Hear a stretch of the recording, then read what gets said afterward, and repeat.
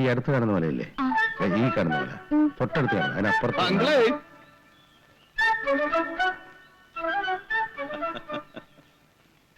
എന്താ ഇവിടെ എങ്ങനെയാ? നല്ല തണുപ്പുണ്ടോ? ചൂടാ. ഇയാൾ എല്ലായിടത്തും ഉണ്ടല്ലോ. സ്നേഹത്തോടെ ഒരു കാര്യം ചോദിക്കുമ്പോ അങ്കിൾ എന്തിനാ കിടന്ന് ചൂടാവുന്നേ? ഞാൻ കുറെ ദിവസമായിട്ട് നാട്ടിലായിരുന്നു, അതുകൊണ്ടല്ലേ ചോദിച്ചത് തണുപ്പാണോന്ന്. ചേട്ടാ, ഇത് വലിയ ശല്യമായല്ലോ. തനിക്ക് വേറെ ഒരു ജോലിയില്ലേ? നമ്മുടെ ഒരു പ്രധാന ജോലി ഇതാണ്. ഇതാരാ പുതിയ കക്ഷി? ഏതായാലും മോളല്ല, അമ്മായിയമ്മ. ആരുടെ? തന്റെ. അത് ശരി, ആളാരാണെന്ന് അറിഞ്ഞാ മതി. എന്റെ അമ്മായിയമ്മ ഇത്രയും ചെറുപ്പമല്ല. പോട്ടെ, കാണാം. എന്താ അങ്ങോട്ട് കളിക്കുന്നത്? ഓ കയറ്, താരാ കയറ്. ഓ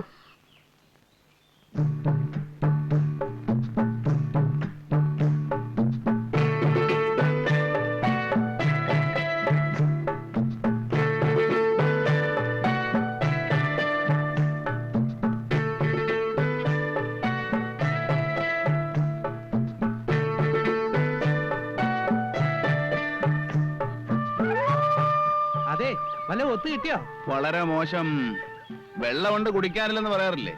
എവിടെ നോക്കിയാലും ചവറ് പോലെ ഉണ്ട്, പക്ഷെ നമുക്ക് പ്രയോജനമില്ല.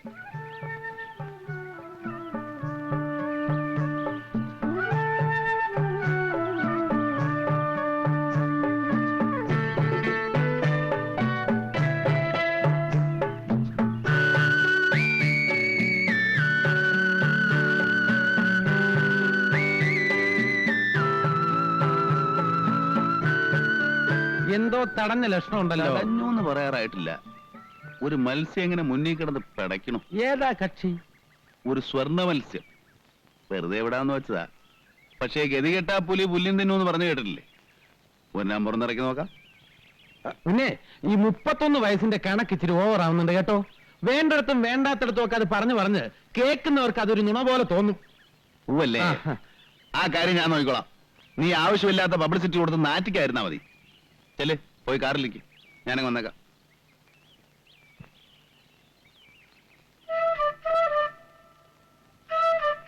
Good evening madam. Good evening sir. സാറിന്റെ ഇവിടെ? അതൊരു രസികൻ ചോദ്യമാണ്. പാട്ട് പാടുന്നവനോട് പാട് കാണാമെന്ന് ചോദിക്കുന്ന പോലെ ഇരിക്കും. Sorry sir. ആ ചോദ്യം ഞാൻ അങ്ങോട്ട് ചോദിക്കട്ടെ. മേരി എന്താ ഇവിടെ? ഞാനിവിടെ വെറുതെ ഓരോന്ന് ഓർത്തോണ്ടിരിക്കുകയായിരുന്നു. ഞാനും അതെ, ഓരോന്ന് ഓർത്തുകൊണ്ട് അങ്ങനെ നടന്നു. ഏകാന്തമായ സ്ഥലങ്ങളിൽ നിന്ന് വെറുതെ സ്വപ്നം കാണുന്ന ഒരു സുഖമാണല്ലോ. വിരോധമില്ലെങ്കിൽ ഏകാന്തത അവസാനിപ്പിച്ച് കുറച്ചേരം നമുക്ക് ഒരുമിച്ച് നടക്കാം. വിരോധമൊന്നുമില്ല.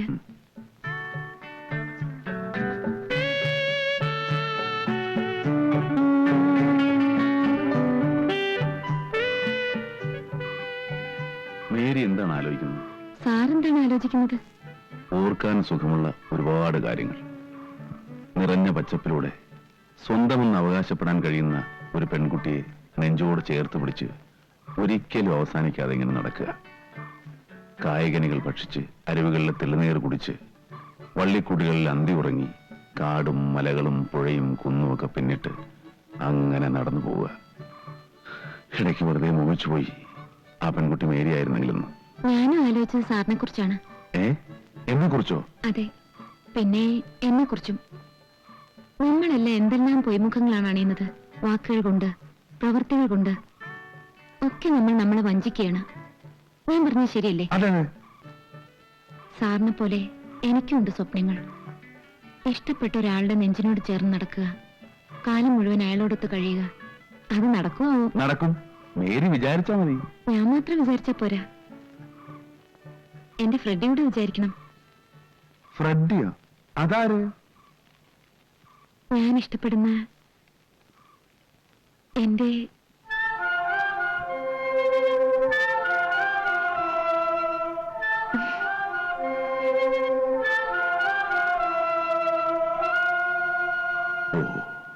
അങ്ങനെയാണല്ലേ? സാരമില്ല, ഞാൻ കണ്ടതെല്ലാം വെറും ദുസ്വപ്നങ്ങളാണ്. ഇല്ല, അതും സഫലമാവും. സീതാലക്ഷ്മി എന്നൊരു പാവം സ്ത്രീയില്ലേ, അവരെ ഞാൻ അനുവദിച്ചാ മതി.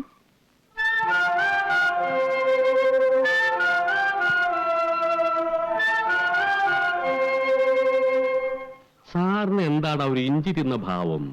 സാറ് ഈയിടെ കുറെ ഇഞ്ചി തിന്ന് കൂട്ടുന്നുണ്ട്. മൂപ്പർക്ക് മിടുക്ക് പോരല്ലേ? അതെന്താ? അല്ലേ, സൗന്ദര്യമുണ്ട്, പണമുണ്ട്, വാഹനമുണ്ട്, മാന്യതയുണ്ട്. അന്യനാട്ടില് സുന്ദര ഒരു വീടുണ്ട്. ആ വീട്ടില് ആവശ്യമുള്ളത് മാത്രം കാണുകയും കേൾക്കുകയും ചെയ്യുന്ന ഒരു നാണുനായരുണ്ട്. പിന്നെ എന്തിനും മിടുക്കുള്ള ഒരു ഡ്രൈവറുണ്ട്. എന്നിട്ടും ആ ടീച്ചറില്ലാതെ മറ്റൊരെണ്ണം ഇവിടെ കയറി വരുന്നില്ലല്ലോ ഗോപാലകൃഷ്ണ. കേറിയിട്ട് തനിക്ക് എന്താ ഗുണം? എനിക്കൊരു ഗുണമുണ്ടായിട്ടല്ല, എങ്കിലും നമുക്കൊരു സന്തോഷല്ലേ ഗോപാലകൃഷ്ണ. അത് ഓരോരുത്തർക്കും ഓരോ രീതിയിലാണല്ലോ.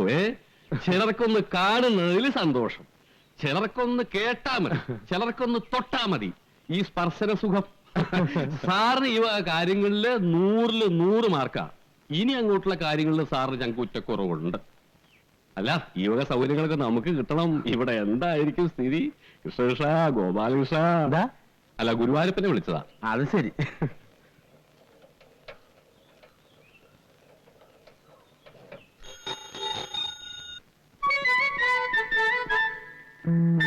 അങ്കിളുണ്ടോ? കണ്ണാടി ഊരി വെക്കണോ ഗോപാലകൃഷ്ണ? താനിത് തുടച്ചോണ്ട് വന്നേ. അങ്കിളുണ്ടോ ഇവിടെ? സാറ് കിടക്കുകയാണ്, നല്ല തലവേദന. വിളിക്കണോ? ഏയ് വേണ്ട, ഞാൻ വെറുതെ ചോദിച്ചെന്നേ ഉള്ളൂ. പോട്ടെ. പിന്നെ എന്തൊക്കെയുണ്ട് വിശേഷം? അവിടത്തെ പോലെ ഇവിടെയും സുഖം. ചേട്ടന്റെ ചിരി കാണാൻ നല്ല രസാണ്. ആണോ? ഒരു ചെറിയ പല്ലുവേദന. ഇല്ലെങ്കിൽ ഇതിലും നന്നായിട്ട് ചിരിക്കാമായിരുന്നു. ഒരു ദിവസം ഞാൻ ക്യാമറയും കൊണ്ട് വന്ന് ചേട്ടന്റെ ഒരു ഫോട്ടോ എടുത്തോട്ടെ? എന്തിനാ? ഈ ചിരി എനിക്ക് എപ്പോഴും കാണാനാ. അതെ, സ്റ്റുഡിയോയിലെടുത്ത ഫോട്ടോ മതി, ഞാനിപ്പോ തരാം. ഞാൻ പിന്നെ വന്ന് വാങ്ങിച്ചോളാം. മോനെ ഗോപാലകൃഷ്ണ, കൊടുക്കുമ്പോ നമ്മൾ രണ്ടാളും കൂടി നിൽക്കുന്ന ഒരു ഫോട്ടോ എടുത്ത് കൊടുക്കായിരുന്നു. പോക്കറ്റാൻ പറഞ്ഞാലുണ്ടല്ലോ, അവൾ ആരാണോ വിചാരിച്ചേ? എനിക്കറിയില്ല. എന്നാ മനസ്സിലായിക്കോ, എന്റെ സ്വന്തം ആളാ. ആ, അവിടെ വരട്ടെ. Bye daddy. Bye mummy. By.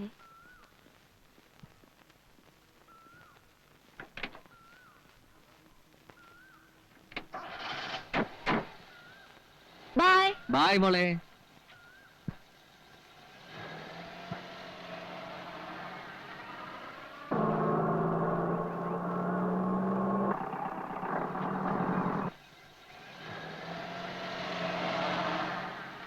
എടാ, ജയുടെ അച്ഛനമ്മയിലടാ പോന്നെ?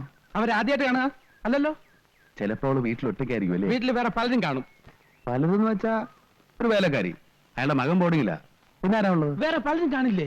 ഉണ്ടാവുന്നെങ്കിൽ ഉണ്ടാകട്ടെ. നമുക്ക് അവിടെ വരെ പോകുന്നതിൽ എന്താ കുഴപ്പം? അവിടെ എനിക്ക് നല്ല റോസിന്റെ തണ്ട് തരാമെന്ന് പറഞ്ഞിട്ടുണ്ട്. എന്തിന്റെ? റോസിന്റെ. അയൽവക്കാരെ എന്താ മോശമാ? ഞാൻ പറഞ്ഞേക്കാം. എടാ, ഒരു റോസിന്റെ കമ്പ് വാങ്ങിക്കാൻ പോകുന്ന അയൽവക്കാർക്ക് എന്താടാ? നിനക്ക് എന്ത് പറ്റി? എനിക്ക്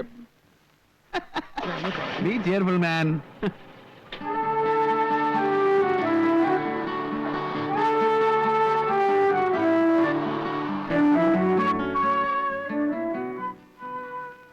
നീ ഇവിടെ തന്നെ ഇരുന്നോളണം. ആരെങ്കിലും വരികയോ എന്തെങ്കിലും അപകട സൂചന കിട്ടുകയോ ചെയ്താൽ നീ നീട്ടി 2 ഹോൺ അടിച്ചേക്കണം. അതൊന്നും ചിലപ്പോ പറ്റിയെന്ന് വരില്ല. ഒന്ന് സഹകരിക്കടാ. നിനക്ക് എന്നൊരു കൂളിംഗ് ഗ്ലാസ് വാങ്ങിച്ചരാം. തരാന്ന് പറയുന്നല്ല, തരുന്നത് കാണുന്നില്ല. നിനക്ക് ഞാൻ വെച്ചിട്ടുണ്ടടാ കോവാല.